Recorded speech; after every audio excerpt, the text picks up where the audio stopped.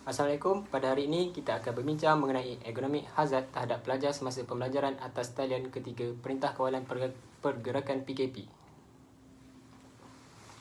Okey, sebelum itu biar saya memperkenalkan ahli kumpulan saya, iaitu saya Muhammad Nur Syafiq Syahmi, yang kedua Alif Zuhai, yang ketiga Afif, yang keempat Haziq Haikal, dan yang kelima Lutfi. Seperti mana kita tahu, pada tahun ini kita telah digemparkan dengan satu virus yang aneh iaitu COVID-19. Kami sebagai pelajar juga tidak terkecuali dalam kesan penyebaran virus ini dan terpaksa belajar melalui atas talian. Oleh disebabkan belajar melalui atas talian, terdapat beberapa ergonomik hazard yang telah kami kenal pasti. Antara contoh-contoh ergonomik hazard ketika pembelajaran atas talian ialah belajar pada tempat yang kurang kelengkapan pembelajaran. Dalam erti kata yang lain, di sini ialah tidak semua pelajar mempunyai meja belajar sendiri di rumah dan ada yang belajar di atas lantai dan atas katil. Ini memberi kurang keselesaan terhadap pelajar itu sendiri. Selain itu, pencahayaan yang kurang baik yang boleh mengakibatkan kesan kepada penglihatan seseorang pelajar.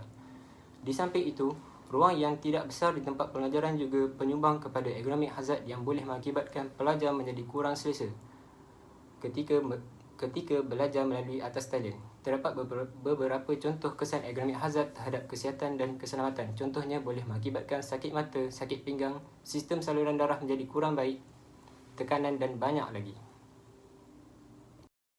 Yang pertama, ergonomik hazard ialah pelajar akan mengalami tekanan semasa belajar.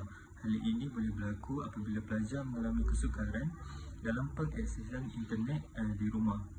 Bukan semua pelajar mempunyai akses internet yang baik di rumah, lebih-lebih lagi apabila diminta oleh pensyarah untuk menghantar tugasan dalam masa yang singkat.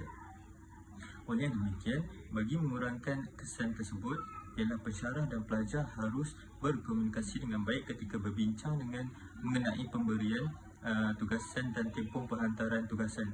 Hal ini supaya pelajar tiada masalah untuk menghantar tugasan dan tidak tertekan dengan tugasan yang diberikan disebabkan pengaksesan internet yang kurang baik dari pihak pelajar dan masa untuk menyiapkan tugasan.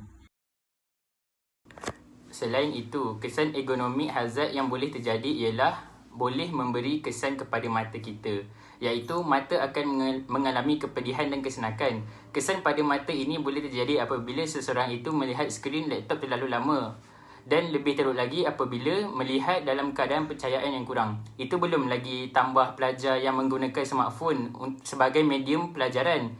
Mata akan memerlukan fokus yang lebih kerana skrin phone lebih kecil daripada laptop. Oleh yang demikian, bagi mengurangkan kesan tersebut ialah pelajar hendaklah tidak terlalu lama melihat skrin secara berterusan, tetapi hendaklah merehatkan mata itu sekejap dengan melihat ke tempat lain seperti melihat tumbuhan hijau di luar rumah.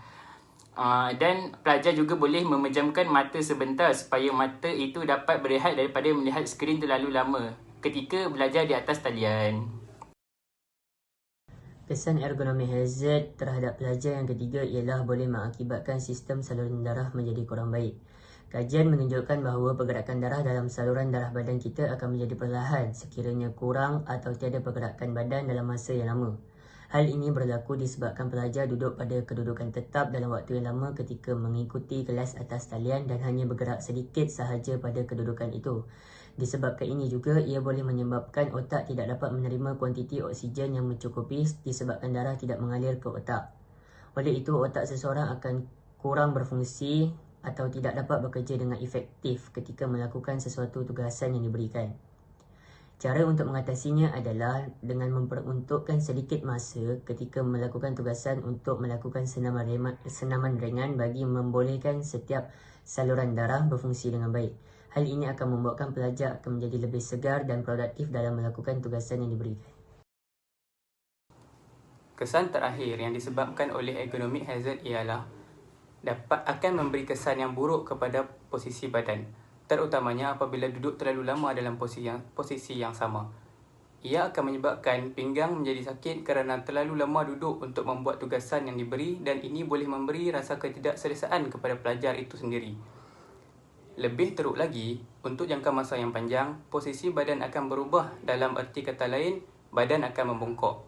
Oleh itu, cara mengatasinya ialah dengan mengubah cara duduk seseorang tersebut dengan tidak terlalu membongkok ketika duduk dan menggunakan kerusi belajar yang sesuai mengikut posisi badan yang lebih baik supaya posisi badan tetap dapat dikekalkan dalam keadaan yang baik.